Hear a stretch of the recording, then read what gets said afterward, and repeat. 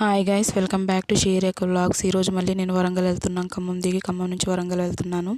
ఇక ఆ రోజు ఈవినింగ్ చౌరస్తాకి వెళ్దాం, చిన్న షాపింగ్ కోసం అని వెళ్తున్నాము. ఇక్కడ టిఫిన్ బాగుంటుందంటే తినడానికి ఆగం పప్పి నేను. చాలా బాగుంది. ప్లేట్ 10 రూపీసే. తిన్నాము. ఇద్దరం తినేసి మళ్ళీ చౌరస్తాకి వెళ్ళిపోయాము. ఐస్ క్రీమ్ తినుకుంటూ చౌరస్తాకి వెళ్ళేసి మాకు కావాల్సిన షాపింగ్ చేసుకున్నాము.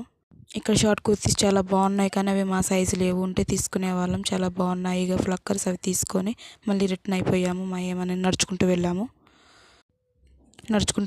మళ్ళీ సగం దూరం నడుచుకుంటూ వచ్చేసి ఆటో ఎక్కి ఇంటికి వచ్చాము. ఇప్పుడు మళ్ళీ next day morning railway station కోసం వెళ్తున్నాం. ర్యాపిడోకి వెళ్తున్నాం. ఈ ఆటో వాడు ఎలా అంటే అలా తోలాడు. భయం వేసింది తీసుకెళ్తాడా లేదా అని. మళ్ళీ ఆటో టైర్కి పంచర్ అయి ఉందంట.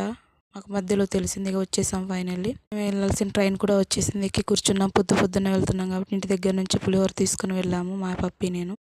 అలా వెళ్ళాము. ఇక బయటికి ట్రైన్ దిగంగానే బయటికి వెళ్ళేసరికి ఆటో కూడా 300 చెప్పారు ఆ టెంపుల్కి తీసుకెళ్ళడానికి.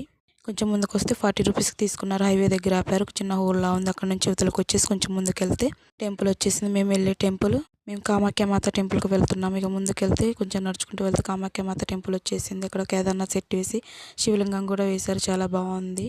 నాకు ఎప్పటి నుంచి వారాహి అమ్మను కూడా దర్శించుకోవాలనిపించింది. ఇక్కడికి వస్తే వారాహి అమ్మ దర్శనం కూడా అయిపోయింది. ఇక్కడ వారాహి అమ్మ కూడా ఉంది. చాలా బాగా అనిపించింది నాకు.